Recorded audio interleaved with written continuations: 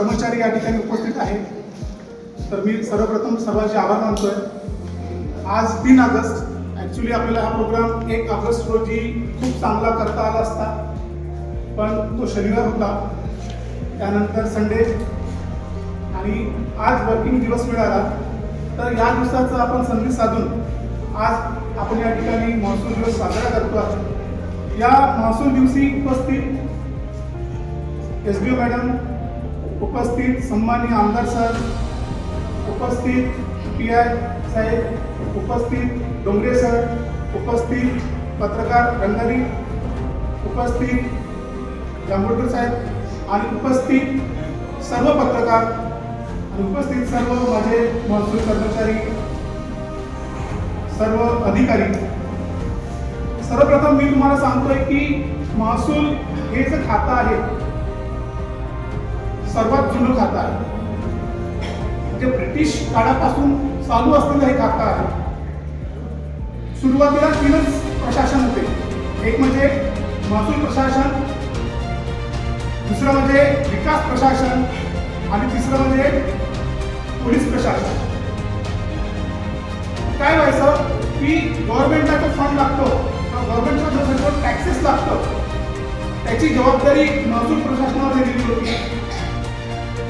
Development करण्याचं काम एक स्पेसिफिक डिपार्टमेंट विकास प्रशासनावर दिलं होतं, ज्यात पंचायत समिती आणि नगर परिषदेच्या माध्यमातून आहे. आणि तिसरं, कुठेतरी लॉ अँड ऑर्डरचा इश्यू झालं, समाजामध्ये शांतता ठेवण्यासाठी कुठे काही इश्यू होत असेल, त्यासाठी पोलीस प्रशासन असतं. हळूहळू डेव्हलपमेंट झालं, शासनाकडे खूप काम वाढलं.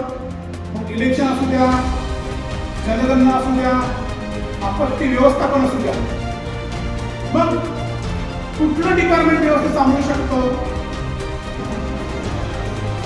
मग जमीन सांभाळणारा होता एक कलेक्टर, वसुली करणारे. तर खूप वाद होते, जमिनी संदर्भात अनेक वाद होते. त्या वादाचा निपटारा करता करता खूप त्रास येऊ लागला, खूप वाद इश्यू तयार होऊ लागले. मग लॉ अँड ऑर्डर सांभाळण्यासाठी पुन्हा एखादी पद तयार करावं, तर दंडाधिकारी पद तयार करावं. मग असं खातं एक आपल्याकडे खातं आहे की जो जमीन सांभाळतो आहे, जो जमिनीचे वाद सांभाळत आहे, मग त्यांनाच दंडाधिकारी हे सुद्धा जबाबदारी त्यांना सोपवली. मग त्यासोबतच पोलीस प्रशासनासोबतच मग तहसीलदार, कलेक्टर, SDM हे देखील दंडा उभा करून लॉ अँड ऑर्डर देखील सांभाळण्याची काम करू लागले. मग काय झालं, खूप विकास होत आला, खूप डेव्हलपमेंट होत चाललं. नगर परिषद क्षेत्र बनत चाललं, ग्रामीण शहर वाढत चाललं, ग्रामीण कमी होत चाललं. मग एक स्पेसिफिक डेव्हलपमेंट पाहिजे, चांगलं डेव्हलपमेंट पाहिजे. मग त्या डेव्हलपमेंटसाठी पंचायत समिती असू द्या किंवा नगर परिषद असू द्या, यांचा कामाचा वेग वाढत चालला. पण अशा वेळेस देखील या सर्वांचा आढावा शासनाने घ्यावा पाहिजे किंवा गव्हर्नमेंटने घ्यायला पाहिजे. त्याचे चीफ हे कोणतरी प्रमुख पाहिजे. अशी एक धोरण तयार झालं, असं एक पॉलिसी तयार झाली. मग या सर्वांवरती एक नियंत्रण कोण ठेवणार. मग पुन्हा तेच कोण इथे जमिनीचे वाद सांभाळतात, जे गव्हर्नमेंटला टॅक्स वसूल करून देतात, जे पोलीस प्रशासनासोबत लॉ अँड ऑर्डर सांभाळतात. असं पुन्हा एखादी व्यक्ती पाहिजे. मग पुन्हा ते कलेक्टर किंवा महसूल खातं निवडलं गेलं आणि त्याला जिल्ह्याचा हेड किंवा सर्व प्रशासनाच्या हेड म्हणून त्या पदाला मान्यता दिली गेली. असं हळू करता करता करता करता आज सर जवळपास 152 प्रकारचे काम हा महसूल विभाग अहोरात्र करतो. आमच्या खालच्या पोलीस पाटीलपासून तर प्रोटोकॉलपासून तर कलेक्टर साहेबांपर्यंत ही जी हायरार्की झालेली आहे, 152 प्रकारचे विविध प्रकारचे काम आम्ही करतो आहे. आज वाटतं की इलेक्शनचं SRI काम संपणार तर तहसीलदाराचा फोन येतो, अरे म्हणतात की काय ॲग्रीस्टॅग पूर्ण करा, त्याच्यासाठी पैसे आहे. तो संपतो ना संपतो. म्हणताय की कुणबी मराठा आरक्षण संदर्भात जी माहिती आहे ती मला तात्काळ द्या, वरतून फोन येतो. ते संपणार संपतं. एखाद्या नैसर्गिक आपत्तीमुळे बोट वाहून गेलेली आहे किंवा पुन्हा तहसीलदार साहेबांचा फोन येतो आणि म्हणतोय की आपत्ती व्यवस्थापन. अशा विविध प्रकारचे काम करता करता करता करता करता कोणत्याही छोट्याशा मोठ्याशा कामाकडे थोडं दुर्लक्ष होतं.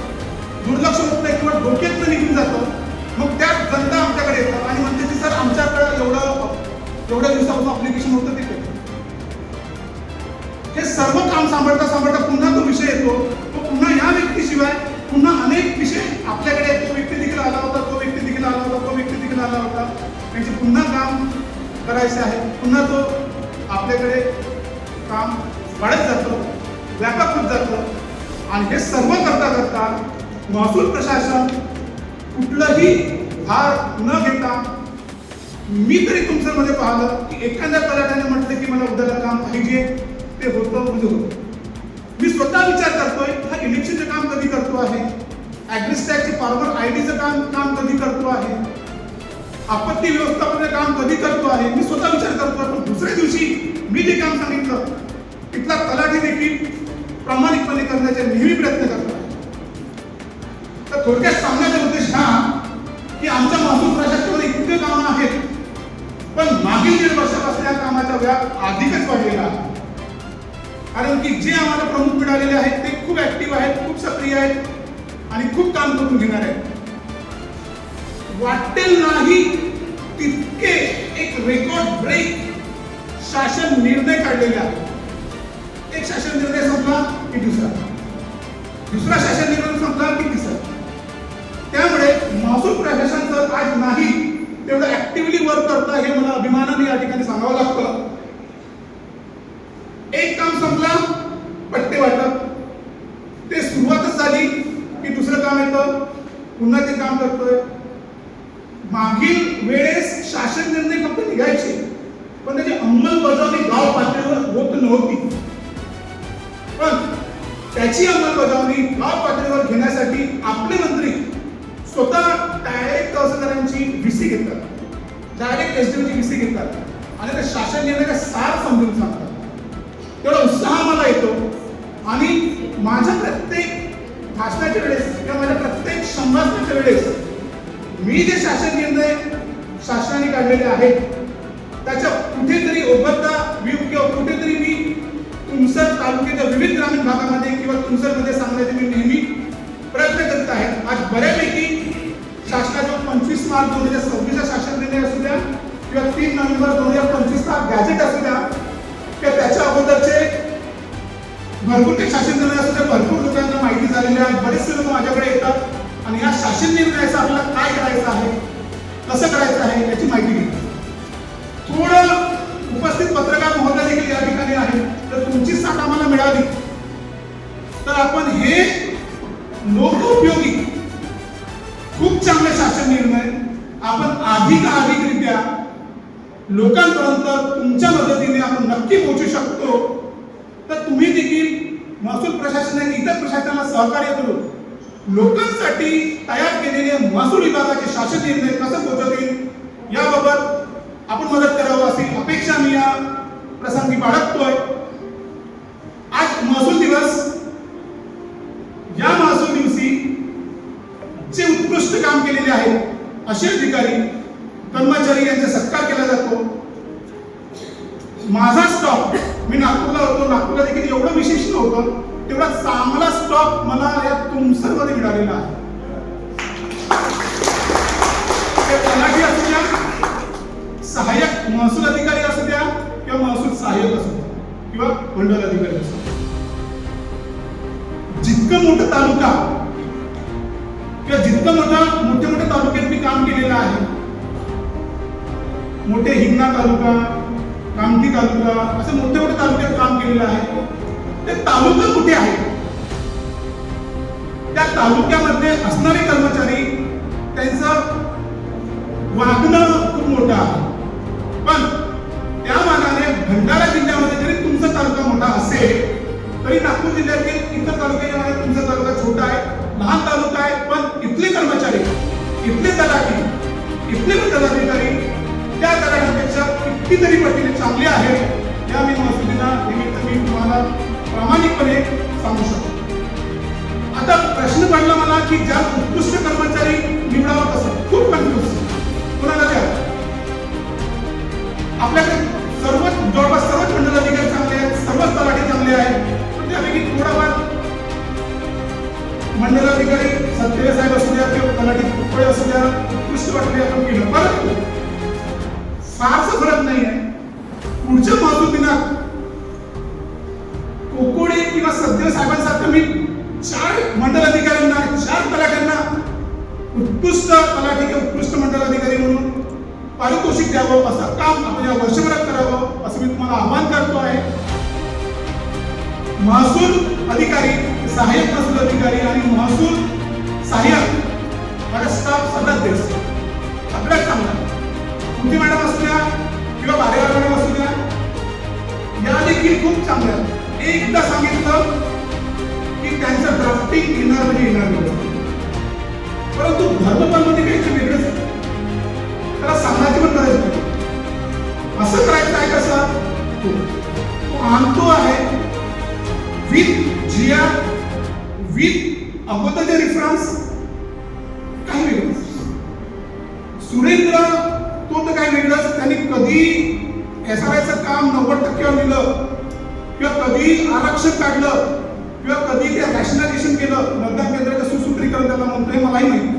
फक्त मी एकदा 5 मिनिटात ओव्हरलुक केलं, त्यांनी व्यवस्थित केलं का बघितलं, मला सांगायची गरज पडली नाही, अचूक त्यांनी काम केलं. क्लरिकल मध्ये प्रामाणिक कर्मचारी माझ्याकडे आहे, एक असा प्रामाणिक कर्मचारी आहे माझ्याकडे की त्याला शनिवारी 6 वाजता बोलवा सकाळी किंवा रविवारी रात्री 12 वाजता बोलवा, तो येतो, काम करतो, असा राजेश उप्रे. सगळ्यात महत्त्वाचा टेबल त्याच्याकडे आहे, तो म्हणजे शेतकऱ्याशी निगडीत. त्याच्या टेबलवरनं आजपर्यंत मला साधी तक्रार मिळाली नाही की हा राजेश माझं काम करतो. कोणीही असू द्या, लिखित असू, त्यांनाच खूप प्रेशर असतं की माझ्याकडे आलेल्या तक्रार हे निघालेलं नाही, असा तो शनिवारी बसतो, रविवारी बसतो आणि काढतो. म्हणून या सर्व दृष्टिकोनातून आपण त्याला एक उत्कृष्ट सहाय्यक महसूल सहाय्यक म्हणून आपण त्याला अवॉर्ड केलेला आहे. कोतवाल देखील जो मायनिंगमध्ये देखील व्यवस्थित काम करतो आपल्या घाटाने, आणि पोलीस पाटील देखील त्यांनी गायमुखला खूप जास्त यात्रेच्या सोयी सुविधेसाठी त्यांनी आम्हाला खूप मदत केली. असे डोंगरे यांच्या देखील या ठिकाणी आपण चांगले कर्मचारी निवडण्याचा प्रयत्न केला. भविष्यात आपण देखील खूप चांगलं काम करावं आणि पुढच्या वर्षी मला पुन्हा कन्फ्युज करावं की आता यावेळेस कोणाला द्यावं. एक बघितलं की कर्मचाऱ्यांचे 3 प्रकार असतात. एक म्हणजे काय की ज्यांना खूप टेन्शन येतं, मला सांगितलं साहेबांनी मला करायचंच आहे, आता प्रामाणिकपणे अभ्यासपूर्वक करतो. दुसरं असं असतं की त्याला येतं सर्व, अशाला करू, बघू न उद्या परवाला असे.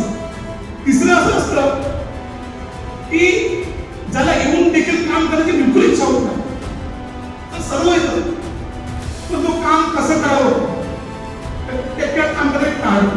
आणि चौथा असं त्याला काहीच येत पण प्रामाणिक. तर मी पहिल्या कर्मचाऱ्याबद्दल काही बोलणार नाही, दुसऱ्या कर्मचारी 1-2 दिवसात काम करतोय, चौथ्या कर्मचाऱ्याबद्दल देखील काही बोलत नाही की त्याला काहीच येत नाही परंतु प्रामाणिक आहे, त्याच्याकडनं काम करून घेण्याची जबाबदारी माझी, करून घे, कशाही पद्धतीने त्याच्याकडे काम करून घे, मी स्वतः बसेल. पण तिसऱ्या कॅटेगरीचे जो कर्मचारी आहे सर्व येतं पण मुद्दामून टाकतो. या महसूल दिनानिमित्त मी आवाहन करतोय, आपला डिपार्टमेंट जो आहे तो खूप गरीब लोकांसोबत निगडीत आहे.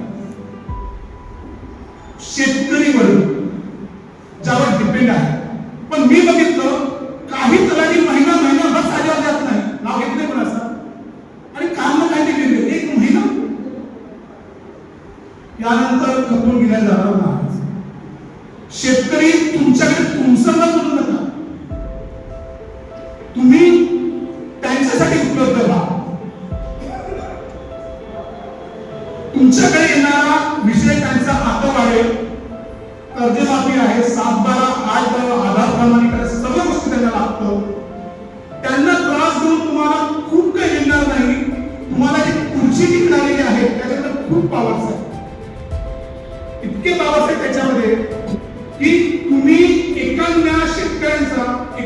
खर्चू व्यक्तीचा, खूप प्रामाणिकपणे काम केलं तर तुम्हाला खूप चांगलं त्यांच्याकडे प्रेम, खूप चांगला त्यांच्याकडे तुम्हाला मान मिळू शकतो. त्या खुर्चीला मान द्या. त्यासाठीच आपण आलेलो आहोत, त्यासाठीच आपण या ठिकाणी बसलेलो आहोत. हे सर्व गोष्टी लक्षात ठेवा.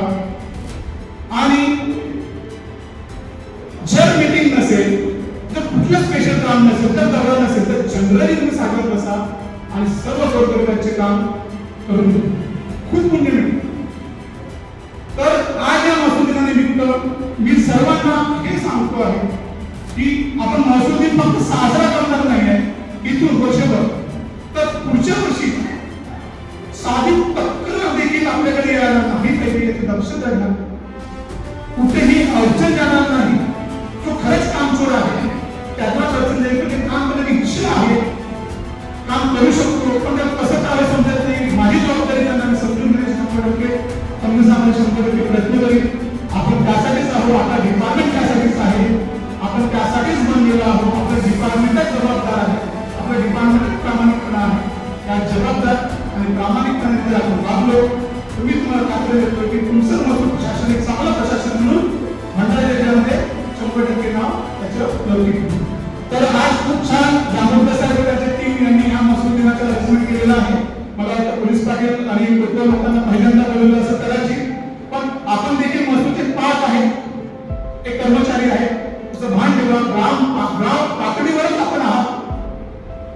गाव पातळीवर आपण आहात. जे लोकांचं समाधान तुम्ही करू शकले तर आम्ही समाधान करू शकतो आहे. पुढे देखील पोलीस पाटील आणि कोतवाल यांना प्रत्येक गोष्टीत समाधान